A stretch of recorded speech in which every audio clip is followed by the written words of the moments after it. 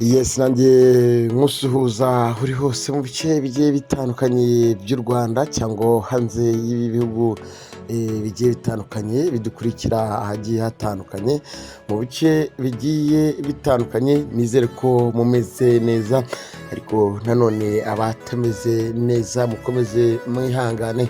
Ni Kigali News 250 nadukurikirana kuri Ishyaka TV 250 aho hose n'imbuga zacu. Nibuka gukora subscribe kugira ngo amakuru yacu tukugezaho ajya kugereraho igihe, ariko buri munsi tugenda tukugezaho amakuru abagiye atandukanye, yaba ari amakuru anyura ku mbuga zitandukanye za social media hano hanze y'u Rwanda cyangwa hano mu Rwanda. Ni inkuru ibabaje, ni inkuru buri wese atarakira, ni inkuru iteye gahinda nk'uko mbona umwana w'umukobwa kuri screen witwa Constance yamamaje kwitaba Imana. Ni inkuru tugiye kugarukaho tubabwira aho yabereye, ese iyi nkuru mbi ese byagenze bite kugira ngo uyu mwana w'umukobwa ave mu buzima. Ariko dusuhuze abagiye batandukanye bari mu Rwanda rw'imisozi igihumbi, abari mu mahanga agiye atandukanye, abari mu Busuwisi, abari mu Bubiligi, abari Canada, abari Saudi Arabia, abari muri Oman. Mwese nizere ko mudukurikira buri munsi, ariko nanone nkabibutsa yuko aho muri hose mu nkuru zigiye zitandukanye, mu nkuru tugenda tubagezaho, nawe ubwawe ushobora kuduha amakuru bifashishije iyo nomero iri kuri screen zawe. Constance yamaze kwitaba Imana aguye muri pisine mu karere ka Karongi, aho yari yavuye mu karere ka Muhanga akajyana na bagenzi be aho bita i Karongi, akaza kwitaba Imana aguye muri pisine, nk'uko inzego z'umutekano zabitangaje ko zamukuye hejuru y'amazi yamajije kwitaba Imana.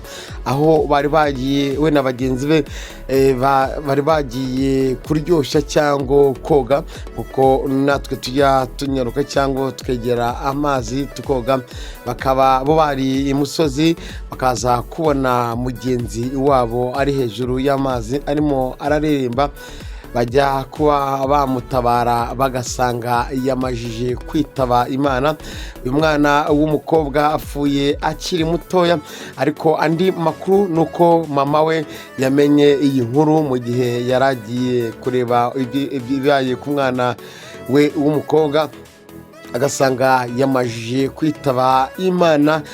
Atabajije ngo byagenze bitya, atabajije ngo niki cyabaye kugira ngo umwana wanjye yitabe Imana, yahise yikubita hasi ajya muri koma. Kuri ubu ngubu aho arimo aragenda akurikiranwaho n'abaganga bagiye batandukanye. Iyi nkuru yamenyekanye kuri uyu munsi tariki 7, ariko ni inkuru yabaye ku munsi w'ejo hashize tariki 6, nk'uko gitangazamakuru dukesha iyi nkuru Umuseke bitangaza. Kuri ubu ngubu nuko uyu mwana w'umukobwa yamajije kuvamo umwuka w'abazima, atakibarizwa muri umwuka w'abazima, aho benshi bemo bavuga ati ese yaba yazize amazi.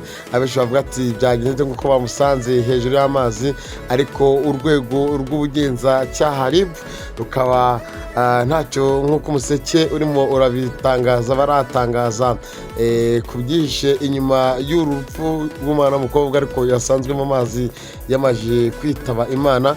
Kuri ubu ngubu urwego rw'ubugenzacyaha RIB rukaba rugikurikirana kugira ngo hamenywe icyihishe inyuma, ariko dore ko bagenzi batangaza ko bamubonye hejuru y'amazi nk'uko bari bagiye koga cyangwa kuba baryoshya. Kuri ubu ngubu umurambo we ukaba ukirimo urakorerwa isuzuma. Ariko nanone andi makuru agiye atandukanye ni uko umugabo rwose yagize guta nimba ari gupfa ibintu by'imitungo cyangwa nimba ari ugupfa ibintu by'amafaranga, akasanga mugenzi we mu muhanda rwagati agahita amuvanamo ubuzima. Ni inkuru ziba zitari nziza zigera ku bagenda bakurikira ibinyamakuru biba bigiye bitandukanye, ariko nyamuna ntabwo ushobora kuba wavanamo umuntu umubiri utarawumushyizemo cyangwa uvanemo umuntu uroho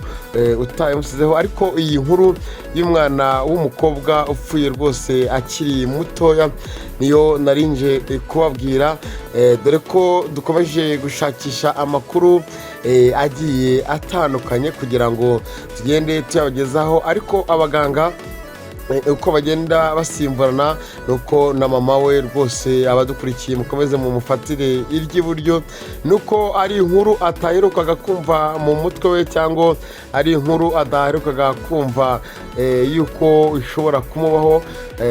N'urugero umwana wawe wagusize mu rugo agiye kwishimana n'abandi, wajya kumva ukumva ngo ntago akiri mu mwuka w'abazima. Twifatanyije n'uyu muryango gukomeza kwihangana kandi dukomeze dufatire iry'iburyo uyu muryango ndetse n'uwamaje kuva mu mwuka w'abazima.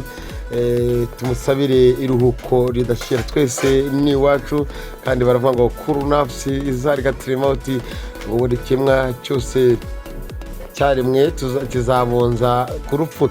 Reka tubashimire, andi makuru turakomeza kugenda tuyakurikirana hirya no hino, tumenye ngo bimeze bite.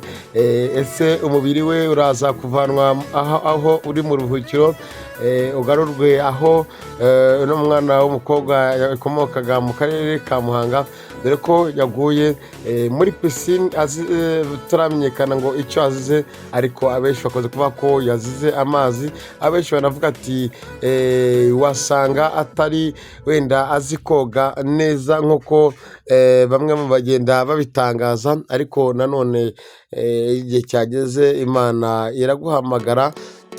Nta kundi muryango wabuze umwana wanyu mwihangane, nta kundi namwe mumenye ino nkuru ikaba ari inkuru ibabaje kandi mutabasha kwakira neza, mukomeze mwihangane.